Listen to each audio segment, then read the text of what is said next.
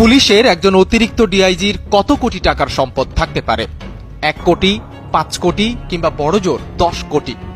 কালের কণ্ঠের অনুসন্ধানে বেরিয়ে এসেছে পিলে চমকানো তথ্য। এ দেশেরই একজন অতিরিক্ত ডিআইজির সম্পদের পরিমাণ প্রায় 6,000 কোটি টাকা।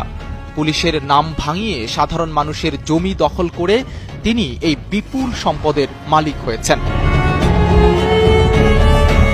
পুলিশ হেডকোয়ার্টার্সে নিযুক্ত এই অতিরিক্ত ডিআইজির নাম গাজী মোহাম্মদ মোজাম্মেল হক। আনন্দ পুলিশ পরিবার বহুমুখী সমবায় সমিতি নামক একটি অবৈধ আবাসন প্রকল্পকে ব্যবহার করে লুটে নিয়েছেন সাধারণ মানুষের জমি। প্রকল্পটির জমিতে মিশে আছে অনেক নির্যাতিত মানুষের চোখের জল। জমি কবজা করতে অনেককে রিমান্ডে নিয়ে নির্যাতনও করেছেন। 6 থেকে 7 টন মাছ আমাদের পথেরটা পড়ছে, পথের ভিখারি বানাইছে। এই ছাড়া আর কোনো পথ নেই। তার কাছ তো দিতে অনেক কাহিল। বালু হালার সময় আমার বালুর তলে থুইয়া লইব এমন পরিস্থিতি, তো আমি কই যাবো? দৌড়ে থানা পর্যন্ত যাই, থানাত গেলে আর কোনো করে না। ডিআইজি মোজাম্মেলের অর্ডারই এগুলি করছে।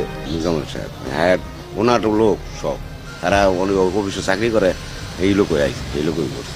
বড় লোক মানুষ, আমি হ্যাঁ গেল কেমনি তুললাম এখন বয় না।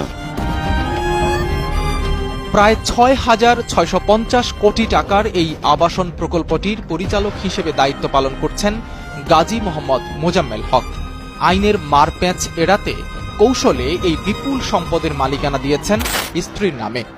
পুলিশের কল্যাণের কথা বলা হলেও সংস্থাটির সদর দফতর সহ সংশ্লিষ্ট সব জায়গায় খোঁজ নিয়ে এ ধরনের কোনো সমবায় সমিতির অস্তিত্ব পাওয়া যায়নি।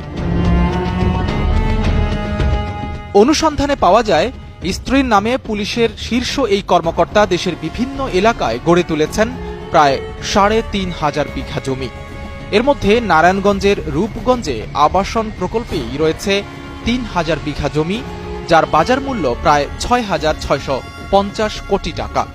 এর পাশে প্রায় 100 বিঘা জমিতে রয়েছে বাগানবাড়ি, যার বর্তমান মূল্য প্রায় 165 কোটি টাকা। জানা গেছে, গাজী মোহাম্মদ মোজাম্মেল হক কুমিল্লার মেঘনা উপজেলার বড়কান্দা ইউনিয়নের হরিপুর গ্রামে স্ত্রীর নামে গড়েছেন সম্পদের পাহাড়।